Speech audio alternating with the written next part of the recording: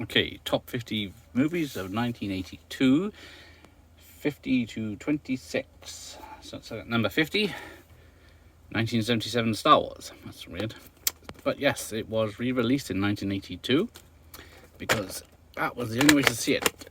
Probably just about to see it on TV if you were lucky, but they re-released that and it made number 50. Then we got Kiss Me Goodbye. So it's got James Caan and Jeff Bridges. So there we go. Don't know that one. Then number 48, Charles Bronson returns in Death Wish 2. Only made 16 million, but it's number 48. Number 47 is They Call Me Bruce. A goofy Korean finds his life hopelessly complicated with the people continuing confusing him for Bruce Lee. And then Zapped, 46, with Scott Baio, I believe, and getting telekinesis powers from an experiment gone wrong, but it's a comedy, not horror. Then Disney re-released Peter Pan back in the cinemas. That's at 45. 44, Steve Martin in Dead Men Don't Wear Plaid. Or Plaid. I can never remember which one it is, but half the movie is old films with Steve Martin spliced into it. It's quite clever. Number 43, Death Trap. Christopher Reeve and Michael Caine, based on a stage play of a playwright trying to steal his students' work. For some reason. Number 42, The Thing. Now, let's see. It's 19 million, just under 20 it made. But it's made a lot more than how many releases it's had since, but damn shame it didn't do so well. Number 41, My Favourite Year. An aging, dissolute matinee idol is slated to appear on a TV show in 1954, and a young comedy writer is tasked with a thankless job of keeping him ready and sober for the broadcast, I think. It's based on Mel Brooks. I can't remember now. Someone let me know. And we got Six Pack at 40.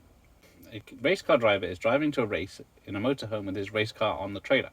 His car gets stripped of parts and he ends up with 6 orphan kids on his way to the race. The Man from Snowy River. In Australia, 1880s, after young Jim Craig's father dies, he takes the job as a Harrison cattle ranch where he is forced to become a man. Yeah, it's a drama. Quest for Fire at 38. The story takes place in prehistoric time where 3 tribesmen search for a new fire source. 37, Stephen King's Creepshow, even though it's directed by George Romero, Stephen King wrote it.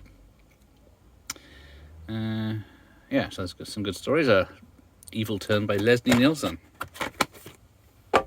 Second one's better. Third one's a bag of shit. 36, Night Shift.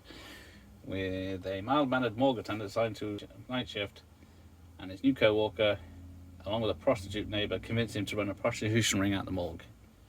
So that's an early Michael Keaton vehicle. Number 35, Things Are Tough All Over. Cheek and Chong are hired to drive a limo from Chicago to Las Vegas by 2 shady Arabs, both played by Cheech and Chong. Unbeknownst to them, $5 million of dirty money has been stuffed throughout the car. And another re-release, well, that's happening in 1982. Raiders of the Lost Ark was re-released from the year before, 81. So, get to see it on the big screen again. Number 33, Music by Pink Floyd. Their film called The Wall, which was by Alan Parker, who did a lot of other films after this. But yeah, this is such a big film. It made it into the cinema and made it up to this 33. Then another re-release, another Disney re-release, Bambi.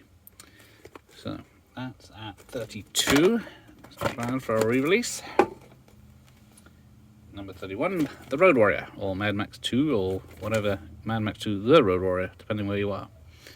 But yeah, probably the greatest of the Mad Max films. Number 30, Some Kind of Hero. A Vietnam vet returns from home from a prisoner war camp and is greeted as a hero, but is quickly forgotten and soon discovers how tough survival is in his own country. Now that is starring Richard Pryor, because I didn't realise how many dramas he actually did. And 29, teen comedy, Fast Times at Ridgemont High, with a group of Southern California high students enjoying the most important subjects, sex, drugs, and rock and roll. And Phoebe Cates, topless. Number 28, Airplane 2, the sequel. So this time the same jokes, but this time in space. A lot of the same cast, but different writers, directors. That's why it's not as good. 27, Blade Runner. Yep, only made it to 27. very iconic sci-fi film, which was sadly, like The Thing, misunderstood when it came out. Victoria, a struggling female soprano, finds work playing a male-female impersonator, but it complicates her personal life. So watch out for part 2. Thank you for watching. Here ends the lesson.